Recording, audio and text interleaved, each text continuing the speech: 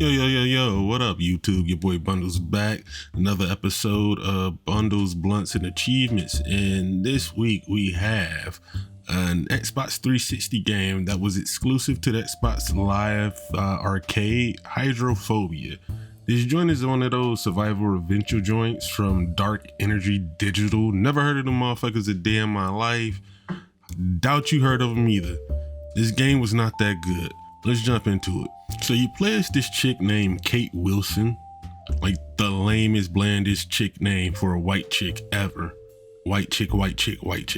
Either way, you play as Kate Wilson, bro. She's like this engineer that's on this ship. It's like this floating city, bro, like a floating island or whatever, called the Queen of the World. And she's on this ship and she's trying to find out how to get off the ship because the whole fucking thing flooded and everybody's trapped and yada yada yada. Like, it's a dog ass premise, but the execution is trash. Like I said, the premise is pretty cool. You're stuck on a planet, ship, rock, island type thing. It's flooded. You have to fight through the elements. You're fighting terrorists. You're trying to save people. It's a lot going on. Like I said, it's pretty dope. Even the visuals of it is cool, but the execution is trash. Like the combat, for instance, it is very difficult. Like, I understand you want to have realism with the water waving you back and forth, but just aiming is fucking difficult, bro.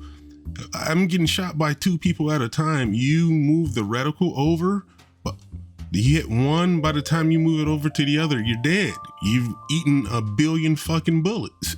And also, your weapons. You have a gun that doesn't really do anything. You have like different kind of bullets, but the bullets are not like kill shot bullets. You have a bullet that shoots electricity, which is pretty useful because you're in water and sometimes you're surrounded by a ton of enemies. You have a concussion bullet. You shoot it in the water and it causes a wave, which is also kind of dope because if it's a lot of enemies and they're like really far away and you can't dodge the bullets, not enough cover, you shoot one of those far enough into the water and it causes a tsunami and drowns everybody. That's kind of badass. I forget what the other bullet is, but whatever the other bullet is, that's the one that's pretty fucking useless. But you don't get a lot of bullets. You have to use them wisely. I think through the entire game, I probably had 80 bullets. There's probably over 400 people to kill in this game. The story and logic behind why this is all happening is also pretty trashy. I don't really do spoilers here, and I'm not gonna do a spoiler. I remember enough. It's been like 6 months since I actually completed this game. I know enough of it, but even still, I think it'll kind of give it all away. So I'm not going to give it any spoilers. And I also doubt you'll probably go back and play this shit anyway. Like I said, it's not a game that was pretty fun. Great idea. It's like an M. Night Shyamalan movie. It's a pretty dope ass idea, but when it gets down to it, it just doesn't land. I don't feel too bad though, because this was one of those games I actually did want to go back and play. So I was looking forward to playing it, so I don't feel too bad. And I also got it at a very cheap price on the marketplace while it was on sale. I think I paid like maybe $1.99 for it.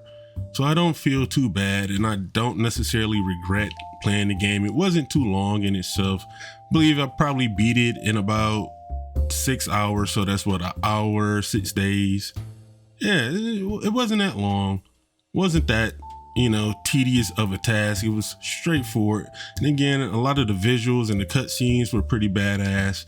Again, it's just the combat and the movement through certain areas was a little tough because of the way the controls and combat is.